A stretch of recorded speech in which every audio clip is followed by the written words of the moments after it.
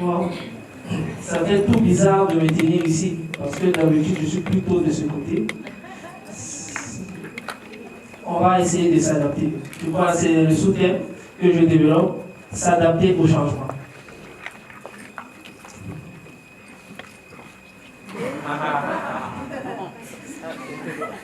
En fait, lorsque j'ai voulu parler de s'adapter au changement, je n'ai pas trouvé une meilleure image que cette image. Michel qui cherche à manger de la feuille, à monter. L'arbre est en hauteur et s'adapte à ce changement. Alors là, j'aimerais que tout un chacun prenne 10 secondes et essaie de se rappeler de son rêve d'enfant. Lorsque nous étions tous petits, nous avons tous eu un rêve d'enfant, sinon la plupart. Comme Dolly l'a dit tout à l'heure. Moi, mon rêve à l'époque, c'était de devenir pilote. Lorsque je voyais les avions, je disais à ma mère, ah, je veux rouler ça. C'était devenir pilote. Lorsqu'on part à l'école, en avançant, soit ce rêve il disparaît au profit d'un autre rêve, ou on le conforte. Avec l'école, lorsque je suis rentré dans le moule de l'école, c'était de devenir médecin. On m'a formé pour que je sois médecin. Papa même voulait que je sois médecin et tout ça. Donc, je me suis attelé à me former, les sciences naturelles, tout ça. Jusqu'à ce que j'arrive en terminale, je passe le bac, et là, l'université est fermée. Waouh, je me vois médecin. Demain, souvent, nous devons commencer à être médecin. L'université est fermée. Je suis bon. Il fallait donc que je m'adapte à ce changement-là. Quelle filière choisir? J'échange avec les parents, j'échange avec les aînés du quartier. Et la comptabilité, c'est bien.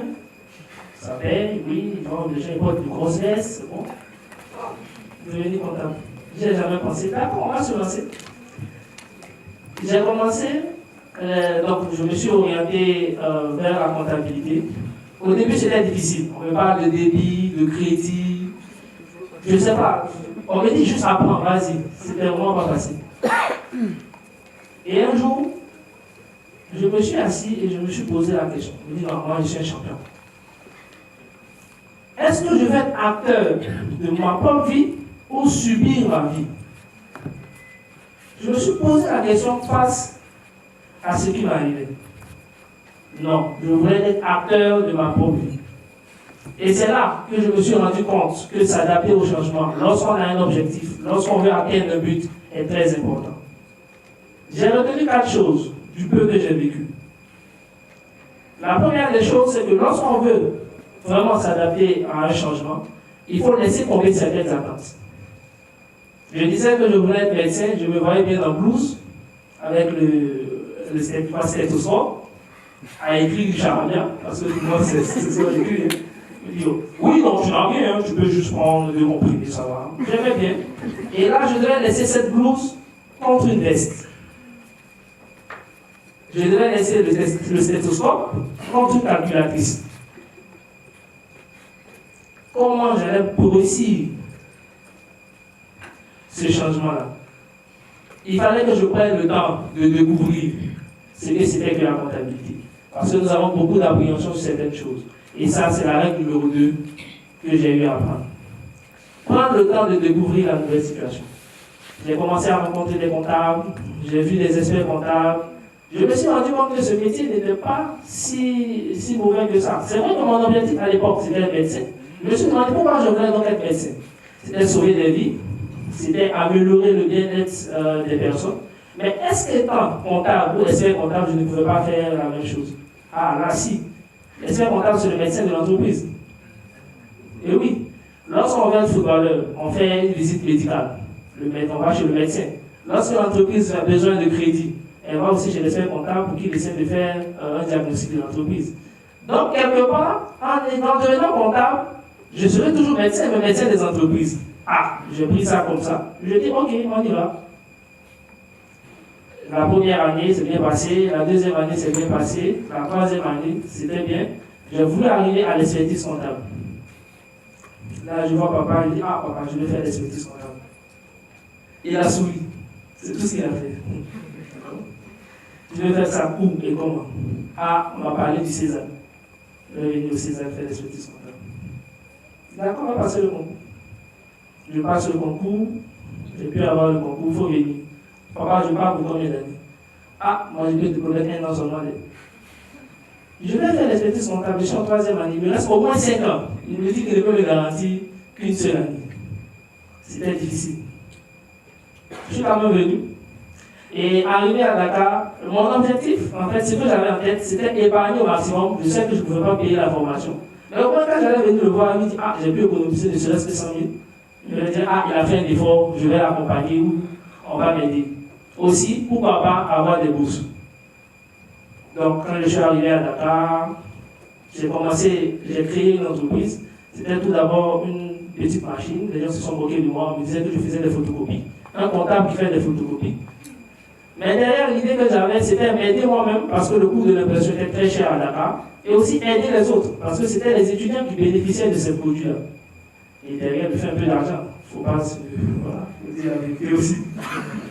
Donc, je me suis lancé dans cette aventure.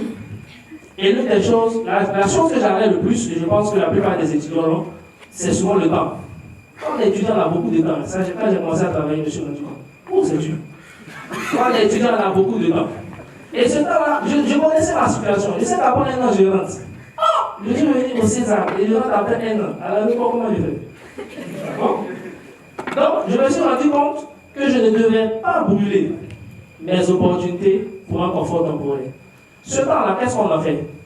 On se promène, on va saluer des amis, on fait plaisir aux autres.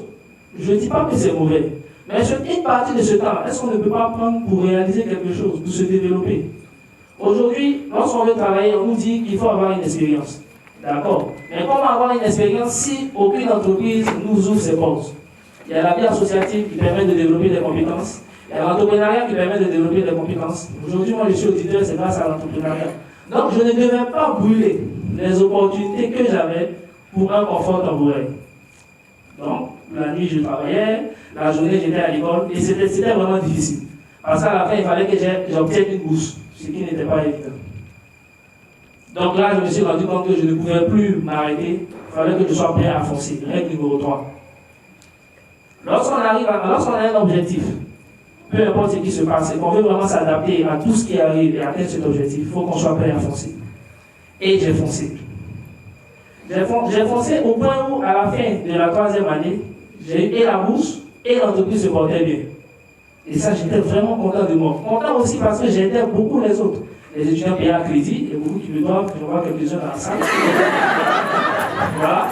Mais je me suis vraiment battu. Et j'ai vraiment foncé. Mais ce n'est pas facile. Parce qu'il y a beaucoup de tentations. Les tentations, nous avons l'amusement, il y a pas mal de choses, même le football, les femmes, les hommes, il y a beaucoup de tentations. Mais ne pas se laisser distraire et rester concentré sur son objectif. Si des fourmis face à une sucette arrivent à contourner la sucette et continuer leur but, pourquoi moi, la type, je ne pourrais pas le faire? Pourquoi toi, tu ne pourras pas le faire? Pourquoi toi, tu ne pourras pas le faire? Je suis resté focus sur mon objectif. On disait que je n'étais pas social. Bon, je faisais quand même un effort pour participer à la vie associative, mais ce n'était pas suffisant. On ne le voit jamais. Il passe son temps à courir dans l'école. Ah, on m'a dit tout ça, on m'appelait même pressé. Et j'ai continué quand même parce que j'étais concentré sur cet objectif-là. Aujourd'hui, je ne regrette pas mon choix, même si j'ai dû faire des sacrifices, parce que je sais là où je veux venir. Comme l'a dit la dame tout à l'heure, je suis peut-être le plus jeune des speakers. J'ai fini à peine ma formation au César en juillet, c'est là que j'ai soutenu mon diplôme. Je suis actuellement auditeur à Maza. J'ai fondé une entreprise qui a aujourd'hui 3 filiales, qui se porte plutôt pas mal, qui est gérée par quelqu'un d'autre. Je n'ai plus rien à voir avec l'entreprise. Et tout ça, j'ai pu le faire parce que j'ai osé me voir déjà sous un autre œil dans le futur. Et j'ai pu m'adapter aux différentes situations qui se posaient à moi. Ça n'a pas été facile. Il y a plusieurs personnes qui m'ont aidé. Je parle de mes parents, ma tutrice, Henri Mégoné, Patrick Adoufou, Michel Legault. Il y a pas mal de personnes qui vraiment m'ont soutenu. Donc j'aimerais aussi profiter de cette lucade et dire merci à ces personnes.